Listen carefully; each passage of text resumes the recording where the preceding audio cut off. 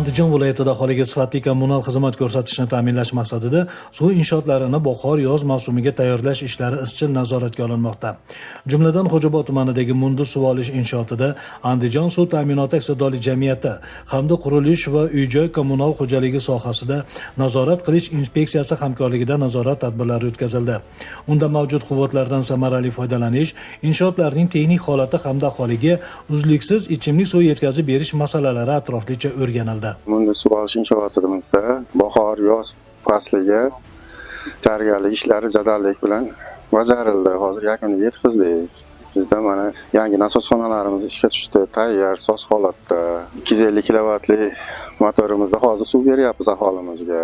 Yangi inshootlarimiz shay holatda turibdi. Bahor-yoz mavsumiga tayyormiz. Mazkur inshoot bir sutkada 12 ming kub metr ichimlik suv yetkazib berish quvvatiga ega bo'lib, bahor-yoz mavsumiga tayyorgarlik doirasida keng qamrovli ta'mirlash va modernizatsiya ishlari amalga oshirildi.